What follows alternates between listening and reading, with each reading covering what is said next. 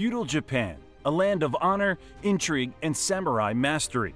In this captivating era, a man by the name of Miyamoto Musashi was born in the late 16th century. History will call him the greatest samurai to ever live, but he wasn't just a master swordsman. He was a living legend, a master of the blade, a philosopher, and a strategist whose exploits continue to captivate and inspire people for generations.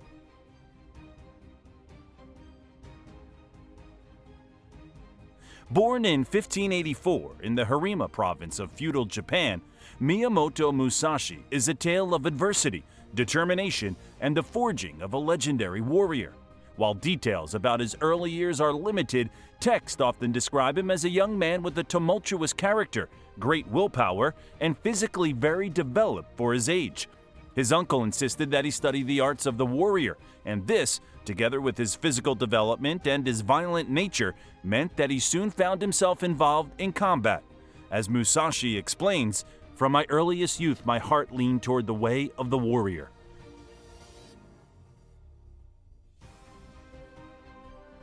Orphaned at a young age, Musashi found himself navigating a world torn apart by political strife.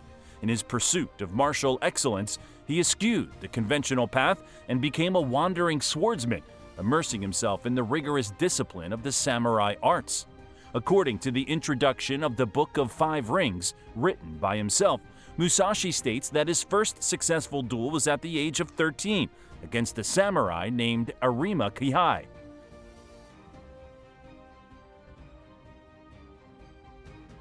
These early years were a crucible for Musashi, where each duel and encounter became a stepping stone on his journey towards mastery.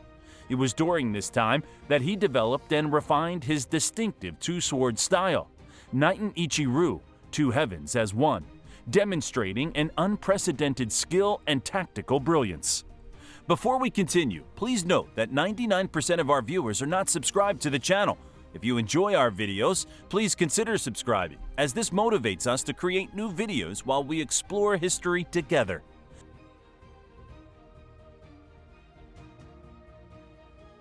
In 1599, at the age of 15, Musashi left his village and started the journey that would leave him forever in the pages of history.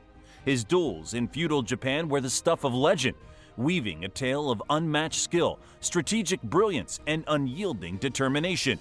As a wandering swordsman, Musashi sought out challenges from renowned warriors across the country, earning him a reputation as a fearsome and unbeatable opponent. One of the most famous and iconic duels in Musashi's life was his encounter with Sasaki Kojiro, a master swordsman.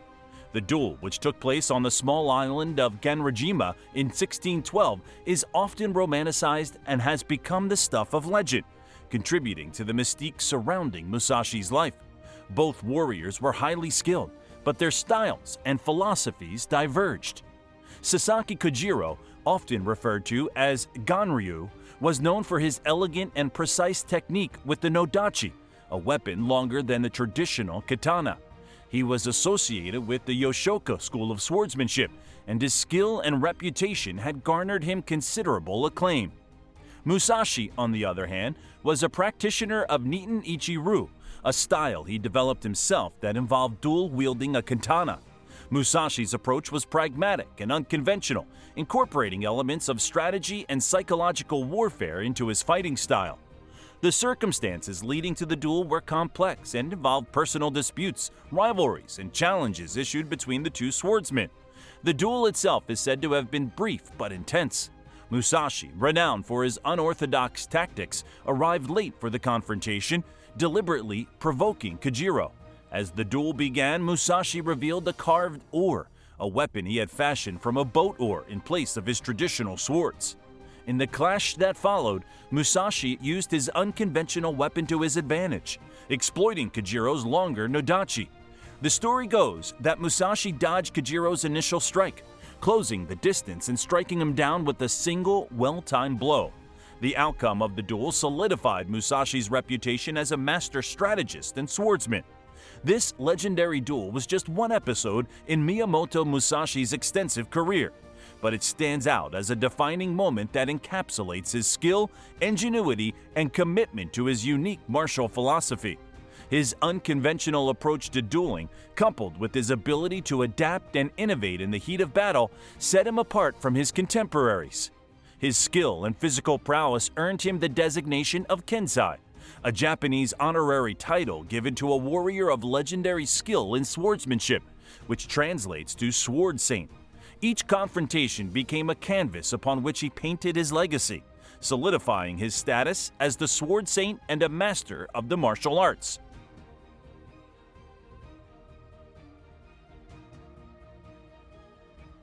By this point in Musashi's life, it is said that he had engaged in over 60 duels without suffering a single defeat, solidifying his reputation as an unparalleled swordsman.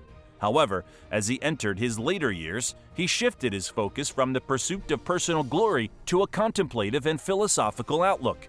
This chapter of his life was marked by a deep introspection and a commitment to sharing his wisdom, most notably through his seminal work, The Book of Five Rings, Go-Rin no Sho.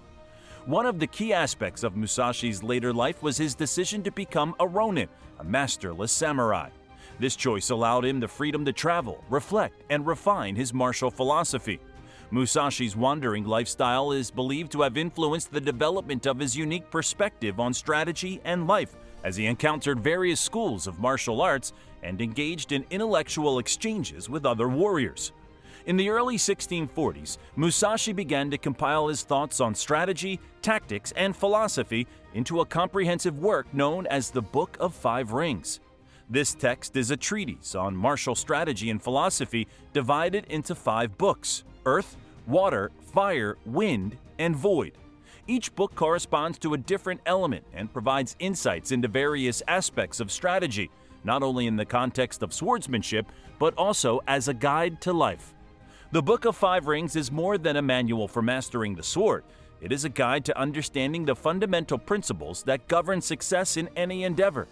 Musashi emphasizes the importance of adapting to the circumstances, understanding the rhythm of the world, and cultivating an intuitive understanding of the dynamics of conflict.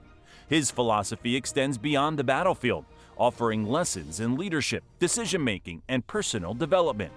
Musashi's concept of no mind or mushin is a central theme in his philosophy. It refers to a state of mental clarity and presence, free from distractions and preconceived notions. Musashi believed that achieving mushin was crucial for effective decision-making and superior performance in any situation. This concept resonates not only in martial arts, but also in fields such as business, where quick and decisive action can be the key to success. The life and philosophy of Miyamoto Musashi, as presented in the Book of Five Rings, continues to inspire martial artists, leaders, and thinkers around the world. Its timeless wisdom transcends the boundaries of culture and time, offering valuable insights into the nature of conflict, strategy, and personal development. And that's a wrap on our journey through the life of Miyamoto Musashi. If you enjoyed this video, don't forget to like, subscribe, and hit the bell icon to stay updated on unknown history. Until next time, keep exploring the stories that shaped our world. Thanks for watching.